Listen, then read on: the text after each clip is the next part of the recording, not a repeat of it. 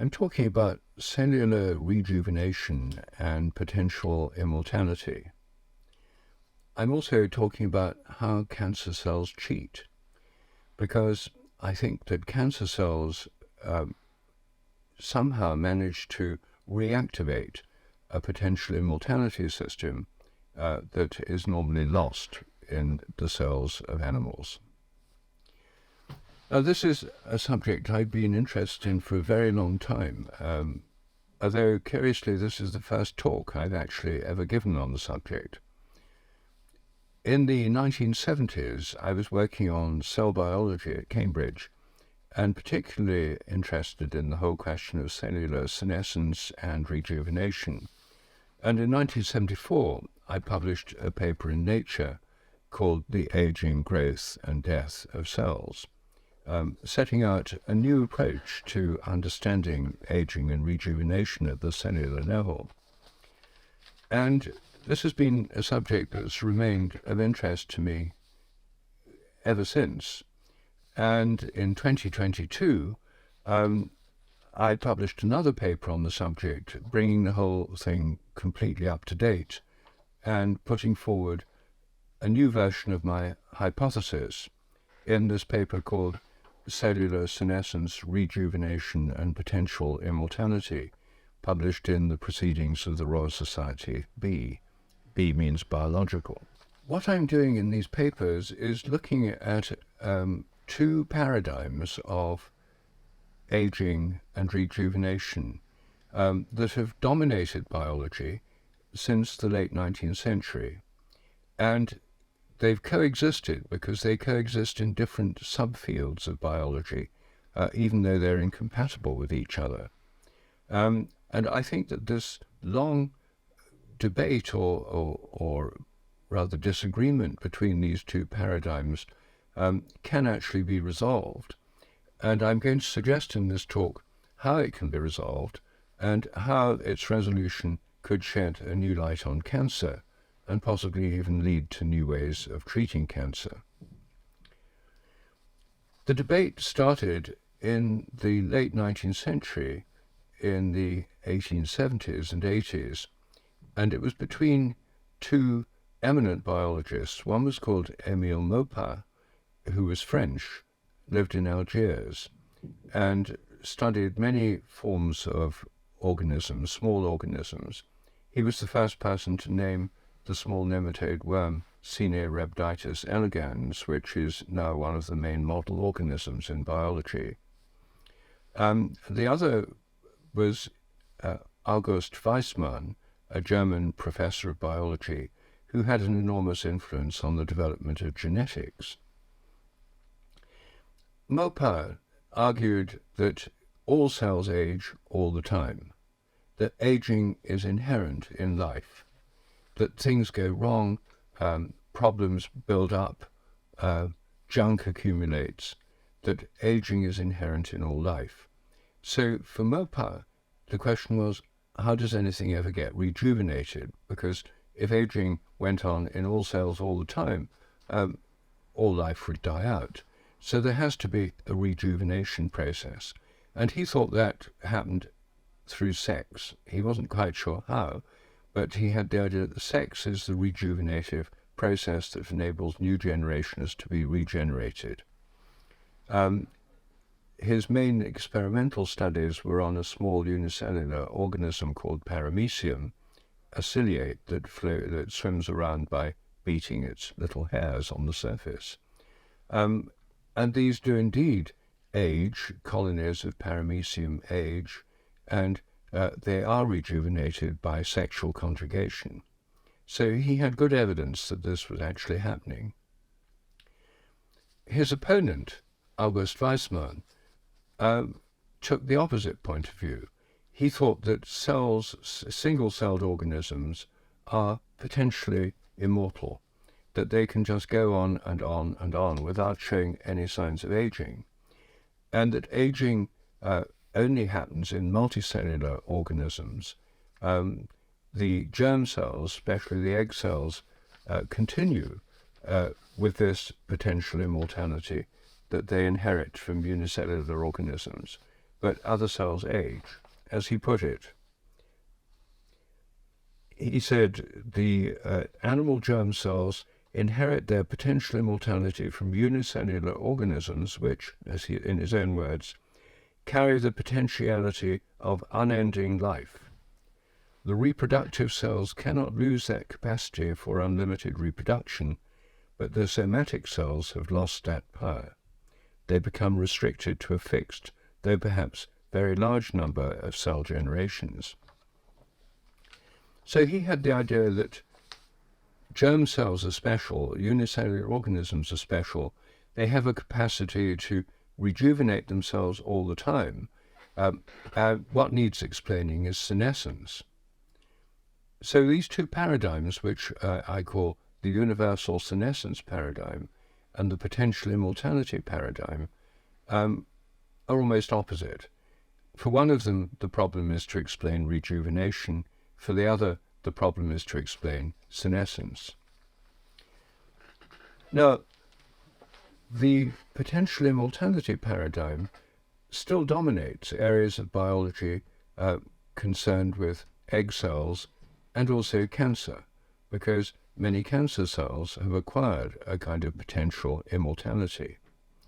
However, the cellular senescence paradigm, the universal senescence paradigm, is now predominant in many parts of biology, including animal development studies, and also in the study of yeasts and bacteria. It turns out that unicellular organisms do indeed senesce and age, as Rupert has said and as Weissman denied.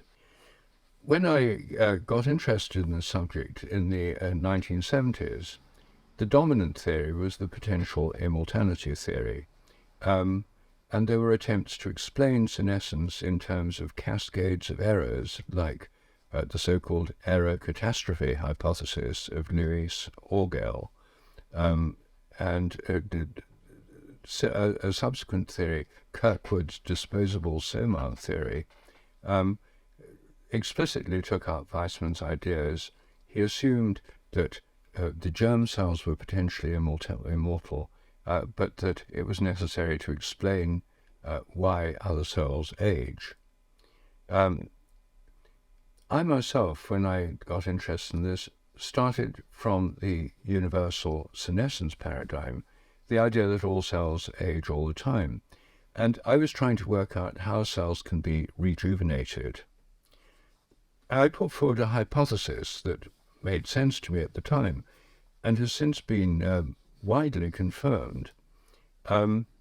This hypothesis is a very simple one, that as cells get older, they accumulate damaged cell constituents. Cells have very good repair systems. They can get rid of denatured proteins. They have protein dissolving systems called proteasomes that enable them to recycle dysfunctional proteins. They have repair systems for membranes. They have repair systems for errors in DNA. They have wonderfully effective repair systems, but there's always some things these systems can't repair. And what happens is that indigestible residues, bits of undigested protein or mitochondria, accumulate in the digestive vesicles within cells called lysosomes that dissolve material that otherwise needs to be digested. There's undigested residues. These accumulate within cells, as do damages within cell membranes. I call all these damaged cell constituents. So the damaged cell constituents build up in cells as time goes on, and if cells don't grow and divide, then they're eventually overwhelmed. They senesce because of the build-up of these damaged cell constituents. However, they can get rid of them by growing and dividing. If they grow, they dilute them, and if they divide, they pass them on to their daughter cells. And there's two main ways in which cells divide, as I show in this diagram. The symmetrical pattern of cell division means that the cells divide to give two more or less equal cells, and those divide to give, each of those divides to give two more or less equal cells. And if there are damaged cell constituents, these get shared between the two cells, so they both inherit some damaged cell constituents, and more build up as time goes on. Then their daughters inherit more than they themselves inherited if they continue to build up, which they usually do. So everything depends on how fast they divide and at what rate these damaged cell constituents build up, and also whether the damage is autocatalytic, whether damage leads to more damage happening at a faster rate. And as a result of my paper in Nature in 1974, a whole school of mathematical modeling grew up, which showed that if you vary these parameters, these cell population will die out more or less quickly if they divide symmetrically. So everything dependent on these rates of division and accumulation. But the other way in which cells can divide is asymmetrically. And as I show in this diagram, when they divide, they could divide so one of the daughter cells receives most or all of the junk of the damaged cell constituents, wiping the slate clean for the other one. So one cell is rejuvenated at the expense of the other. And this means that the rejuvenated cell, it will still accumulate damaged cell constituents, but starting from a clean slate, more or less, when it divides, it can get rid of them again and can keep doing this and keep being regenerated, giving rise to mortal daughter cells. So one of them, as it were, inherits the seeds of mortality, and the other one is regenerated through, one of them takes on this burden of mortality to regenerate the other. This can happen in two ways. Either the mother cell can pass on these damaged cell constituents to a daughter cell and then keep regenerating the mother cell. The daughter cells are then all mortal. Or it can happen the other way round. The daughter cells can be regenerated while the mother cell retains all the damaged cell constituents, in which case the mother cells will gradually age and eventually die. And we find, in reality, both these patterns. In embryonic animals, when the mother cells are giving rise to nerve cells or to egg cells or to other cells that are important for the growth of the embryo, the mother cells tend to retain the damaged cell constituents, and they're disposable anyway because they're just helping to build up the embryo and giving rise to new nerve cells. So it's the mother cells that retain all the damaged cell constituents. But in stem cells in our own bodies, for example, the stem cells that give rise to new skin, the stem cells that give rise to new blood cells within the bone marrow, the stem cells that give rise to new intestinal lining, these stem cells keep dividing, keep giving rise to specialized cells like skin cells, which die as they differentiate. The intestinal lining cells only last a few hours or a few days. The blood cells only last for a limited period, then they die. They don't need to be immortal, but the stem cells keep being regenerated, having their slate wiped clean every time they divide. And so in our own bodies, the production of new cells largely happens by stem cells, and the stem cells are regenerated, rejuvenated by the process of division. It's now been studied in considerable detail how this process works, and when I hypothesized this in the 1970s, no one could actually see how this happened. You couldn't actually study the details of cell division. But it's now become possible to do that using labeling techniques. And here, for example, is a study of stem-like cells in human mammary epithelial cell cultures. In this case, the mitochondria, which are small organelles within the cell that produce energy, were labeled so that older mitochondria were labelled so they glowed red, and younger mitochondria glowed green. And when this cell divided, when they divided, the older mitochondria largely went into the cell which died, whereas the stem cell itself was regenerated. It got very few of the old mitochondria. It got a higher proportion of the young mitochondria.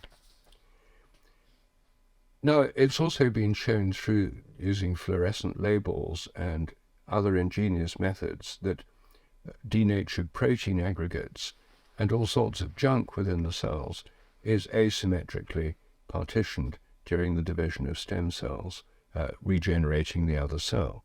So what started as a hypothesis is now a well-established fact in many areas of animal biology. Cells are indeed rejuvenated by passing on damaged cell constituents, regenerating the stem cells.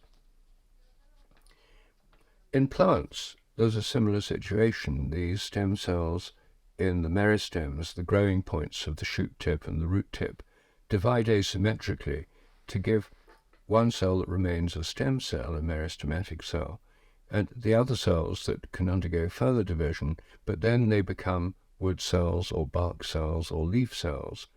And all these cells die sooner or later, and yet the meristematic cells can go on being regenerated indefinitely. In a tree that's 2,500 years old, for example, you can take cuttings from the stems, from the meristems, from the ends of the stem tips, and you can grow a whole new tree from these cuttings. There's no aging in these cells. They're continually rejuvenated. And that, I think, is happening because of asymmetric cell division and passing on the damaged cell constituents. People have not actually shown this directly in plants yet, but I predict that this will be found when people look for it. In my Royal Society paper, I have an appendix suggesting some new experiments, and one of them is applying the same techniques that have been applied to animals to plant cells, and I think the same pattern will emerge. Fungi may do the same thing. Multicellular fungi divide when they produce spores in such a way that the spore from which the new organism will come has the slate wiped clean, and the damaged cell constituents may well be partitioned into cells that remain and sooner or later die. Again, this hasn't been examined directly, but it could be quite easily, and so this hypothesis could be tested in fungi as well. It's already been tested in unicellular fungi like yeasts. Yeast cells come in two kinds. One kind of yeast is called the budding yeast, and what happens there is a big yeast cell gives rise to a little bud cell, which then splits off and goes away, and it becomes a free-living cell itself. The mother cell, which buds off a whole series of daughter cells, in the case of yeast, accumulates damaged cell constituents, and after a given number of generations slows down in its division, and eventually they die, whereas the cells they give rise to become mother cells themselves and bud off cells until they accumulate lots of damaged cell constituents and die. At first, people thought that the other kind of yeast, called fission yeast, which divides symmetrically, giving two equal cells, were somehow very different. It now turns out that this symmetry is illusory, that actually one of the cells is inheriting the damaged cell constituents, it ages and dies, and the other cell is rejuvenated. So there's a mixed population in fission yeasts, the ones that divide symmetrically, where some of them, even though they look the same, are actually accumulating these damaged cell constituents, aging and dying, while others are being rejuvenated. And the same happens in bacteria. There are some bacteria that divide asymmetrically. There's one called Caulobacter, which is an aquatic bacterium, and the top picture in this diagram shows a Caulobacter. It has a cell which has a stalk anchoring it to the medium on which it sticks. and it buds off a flagellated cell, a cell that can swim away, and the stalked cell retains the damaged cell constituents, regenerating the flagellated cell, which can then become a stalked cell itself, and, like a budding yeast, give rise to new cells while itself ages. It ages itself, regenerating the daughters. But many bacteria, like the famous E. coli, used so widely in biological research, divide symmetrically.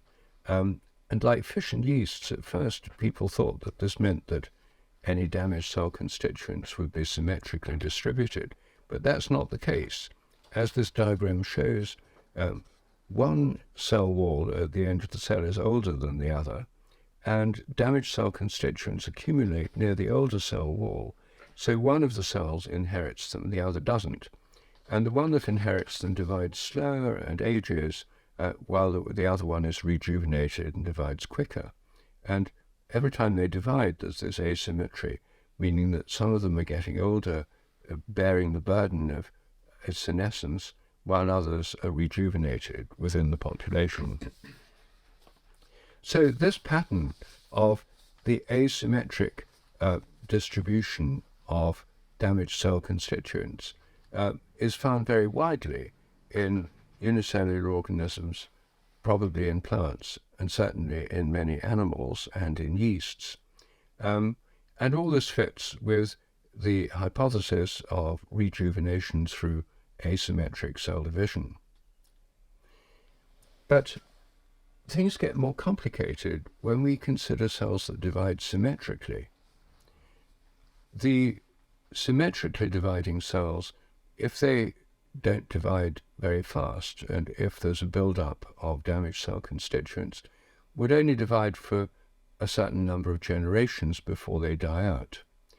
And it's well known that some cells that divide symmetrically from mammals, such as humans, cells called fibroblasts, for example, that give rise to connective tissue, divide symmetrically and die out after a fixed number of generations, rarely more than 50. And if you take them from older organisms, they undergo fewer divisions before they die out than if you take them from younger organisms. This could be due to the build-up of damaged cell constituents. It's complicated, however, by the fact that there are other factors in the organism controlling cell division as well. The fact that they only divide for a limited number of generations was discovered by a scientist called Hayflick, and so this is sometimes called the Hayflick limit. It's not just due to the build-up of damaged cell constituents. These cells have extensions at the ends of chromosomes called telomeres, and when they divide, the telomeres are shortened. Every time they divide, there's a bit chopped off the end of the telomere, and so when they get down to a certain very short telomeres, they stop dividing. And there are enzymes called telomerase, which extend telomeres. If you extend their telomeres, they can start dividing again. Similarly, DNA and histones associated with DNA can be methylated, a chemical change that is associated with aging, and this, as they get more and more methylated, they divide slower and slower, and this is one sign of senescence. But there are enzymes that can demethylate them, and then they're rejuvenated. So these controls over proliferation through telomeres and through methylation of DNA and histones are one factor in aging. But these cells would still age even if you stop them from aging because of telomeres and methylation. They're still not immortal. There's the aging, the accumulation of damaged cell constituents will still overwhelm them in the end. So how is it then that there are some cells like cancer cells which divide symmetrically and yet go on dividing indefinitely? A certain kind of cancer cell isolated from the cervical cancer of an African-American woman called Henrietta Lacks so-called HeLa cells, were first isolated in 1951, and they've been proliferating by symmetrical division in laboratories ever since. And so have many other cancer cell lines, which are called transformed cell lines. Somehow, these cells have acquired the ability to proliferate indefinitely without dying out. So how are they doing it? This seems to be a violation of the basic principle of universal senescence paradigm. It suggests that these cells somehow have a way of rejuvenating themselves. They really do seem to have a kind of potential immortality, just like Weizmann supposed in the late 19th century. Yet, how can this be if senescence is a universal principle? This was a problem that I was wrestling with in the 1970s, and I'm still wrestling with today, but I think it's becoming clearer how there can be a solution to this. The immortality of these cancer cells is not unique to cancer cells. The potential immortality is shared by some of the earliest cells that occur in mammalian embryos, called embryonic stem cells. Embryonic stem cells divide symmetrically, and if you grow them in tissue culture in the laboratory, you can get them to grow indefinitely, symmetrically, without showing signs of aging. What's happened with these cancer cells is they've somehow recovered the properties of embryonic stem cells. In fact, what are often called oncogenes, cancer genes, like a gene called c-MYC, letter C-MYC, c-MYC gene, was for many years considered to be a diagnostic feature of cancer, a kind of mutation that led to cancer. A lot of research on cancer is focused on genetic changes. And by calling these oncogenes cancer genes, it sounds as if cancer is just a genetic problem, and there are special genes that become activated in cancer that make cells cancerous. But it turns out that actually these oncogenes are mainly genes that are normally expressed in embryonic stem cells. And so the key to cancer seems to be the key to understanding what's happening in these embryonic stem cells. And embryonic stem cells exist in normal embryos, like human embryos. They only exist for a few days. Soon after fertilization, as the fertilized egg is trundling down the fallopian tubes towards the uterus, these embryonic stem cells are dividing rapidly to produce the cells which give rise to the embryo. They divide symmetrically and rapidly, and within a few days they become normal stem cells and start dividing asymmetrically and give rise to the cells of the embryo. But artificially, they can be kept going in tissue culture in the laboratory. Interestingly, they have a number of features in common with cancer cells. Embryonic stem cells develop in very low oxygen conditions. They're not in the middle of a well-oxygenated system. They're in a cell going down the fallopian tube.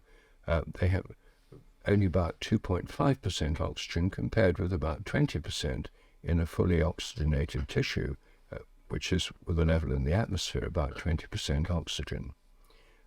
They get their energy mainly by fermentation. And interestingly, it's been known for decades that cancer cells get their energy mainly by fermentation, like embryonic stem cells. You need a lot of oxygen to get it by respiration, which is the normal way we produce energy. And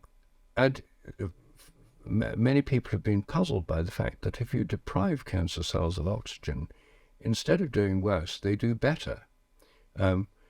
If you try and deprive them of a blood supply in tumours, for example, which was one approach to cancer therapy, the cells actually prefer low oxygen conditions because they get their energy by fermentation that doesn't need oxygen, and they're better adapted to this. In other words, it seems to me and to a number of other researchers that one of the key features of the cancerous transformation is to hijack features of embryonic stem cells, which are normally shut down when a normal embryo develops. So in that sense, the cancer cells are cheating. They've found a way of becoming potentially immortal by taking on this brief period of potential immortality that occurs in normal embryonic growth. But this pushes back the problem one stage further. How is it that embryonic stem cells are able to divide symmetrically, indefinitely, if put in the right conditions in the laboratory, and so are HeLa cells and other cancerous transformed cells? How is it that they're able to do this and not be overcome by senescence and not be overcome by damaged cell constituents? It's very improbable that they don't make damaged cell constituents. These happen all the time as a result of wear and tear and cellular damage. And it's very unlikely they have perfect repair systems, because none of the cell's repair systems are perfect. So how do they get rid of them if they're not doing it by asymmetric cell division? Well, in the 1970s, it seemed to me that the only possible way they could do this is by secreting them, by excreting them, forming little vesicles, and pushing out the damaged cell constituents, excreting them into their environment, instead of letting them build up inside the cells. But at that time, very little was known about vesicle formation by cells. There's now been a lot of research on the formation of secretory vesicles by cells. And there are several kinds, as this diagram shows. One kind of secretory vesicle, called exosomes, are secreted into vacuoles, or spaces within the cell with a membrane around them. Then that vacuole fuses with the cell membrane and excretes the exosomes. Some are budded off directly from the cell membrane, called microvesicles. Sometimes viruses are budded off from the cell membrane. They're called enveloped virus vesicles, like HIV, for example. And sometimes cells secrete, for example, fat droplets, like in the mammary gland, in vesicles by budding them off from the membrane. So there are quite a few ways in which cells can actually get rid of things within them, putting them out through little vesicles into their environment. And studies of these vesicles have shown that they contain all sorts of things, sometimes DNA, RNA, misfolded proteins, denatured proteins, and waste products, damaged cell constituents.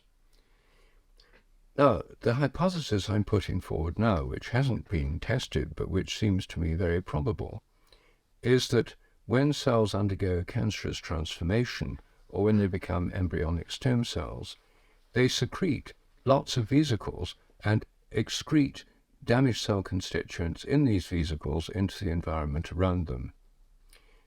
Now, it's actually known that embryonic stem cells secrete lots of vesicles, and some people even try to collect the vesicles and use them for embryonic stem cell therapy, using the vesicles instead of the embryonic stem cells in a form of stem cell therapy. It's a whole field of research looking at these vesicles now. Cancer cells also secrete heightened numbers of vesicles. When they're transformed to being cancer cells, they produce many more vesicles than they did before. And there are now blood tests for cancer that look for these vesicles in the bloodstream from blood samples. These are advanced cancer diagnostic methods that are considered very promising by many researchers at present. So it's plausible that these embryonic stem cells and cancer cells could be excreting damaged cell constituents into the environment around them and rejuvenating themselves by doing so. What I'm suggesting is that in embryonic stem cells, this form of excreting waste products is a temporary phase. The embryonic stem cells are growing within a fluid-filled cavity called the blastocele, which is like a rubbish dump where they can dump these damaged cell constituents excreted in vesicles. But when the cells become part of a normal organism, I think this secretory system is switched off. Because if all the cells in our body were dumping all their waste into the environment around them, the intercellular environment, the whole body would become like a kind of open sewer, and the cleanup systems, the phagocytes that mop up damaged cell constituents, would be completely overwhelmed.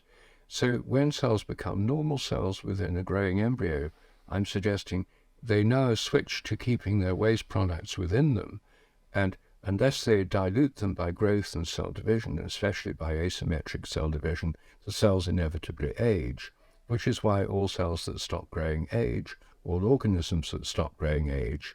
That's why animals age, they stop growing. Plants don't age in the same way because they keep growing. A tree can grow for hundreds or thousands of years because it keeps growing and keeps regenerating those cells. Now, I think that when cancer cells are activated as cancer cells, they recover this ability to rejuvenate themselves, inherited from embryonic stem cells, by, in a very antisocial way, ejecting their wastes into the environment around them. And of course, cancer cells are essentially selfish. They've found a way of escaping from the normal controls of cell proliferation. That's the first step in cancerous growth. Some of them develop from stem cells by becoming more like even like an exaggerated stem cell that just keeps dividing and dividing and dividing. Most cancers originate, in fact, from stem cells. And the second stage in their transformation is this acquisition of potential immortality. And that, I think, is by reactivating these embryonic stem cell systems and secreting their damaged cell constituents in vesicles. Now, if it were possible to suppress the vesicle secretion by cancer cells, then it might be possible to find a new approach to cancer therapy, because the cancer cells would then age like other cells, and instead of being a problem of proliferating indefinitely, they would undergo an aging process and die out by themselves. Now this, as far as I know, has not been explored as an approach to cancer, because so much of the focus has been on genetic changes and changes in proteins and changes within the cells. If there is this system in cancer cells and in embryonic stem cells, it seems to me quite possible that many unicellular organisms, like amoeba, could actually excrete damaged cell constituents as well. They live in fluid environments, in fresh water or in fluids, other fluids environments, where these damaged cell constituents can be washed away and diluted. That's not the case, as I said, when cells are crammed together within plant or animal bodies, but when they're free-floating, they could excrete them, and amoeba is known to have an excretory system. It's possible that it excretes its own damaged cell constituents as well as food residues through that excretory system.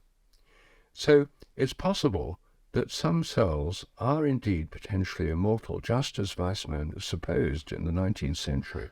Some unicellular organisms, possibly egg cells, which do secrete vesicles as well, and cancerous cells have this ability to be potentially immortal, like Weismann said. But like Maupass said, it's not because they don't age, they don't form damaged cell constituents. It's because they have another way of getting rid of them. So I think that both Weismann and Maupass may have been right. Maupass may have been right that all cells age all the time, and Weismann may have been right that some cells have a special way of becoming potentially immortal. And I'm suggesting, this is only a hypothesis, it can be tested, and I suggest various ways of testing it in the appendix to my paper in the Proceedings of the Royal Society. It can be tested in a whole variety of ways, but what I'm suggesting is that the damaged cell constituents are excreted in vesicles, which regenerates the cells, and that cancer cells have somehow cheated by acquiring this system, which enables them to escape from the normal aging process that would affect other cells which divided symmetrically. So that's a hypothesis. You can read more about it by looking at my paper, which is available online. And I just end by saying this is an open question. It's surprising in many ways that the nature of cancer has remained obscure after so much effort in trying to understand it. So much is not understood about the nature of aging and potential rejuvenation.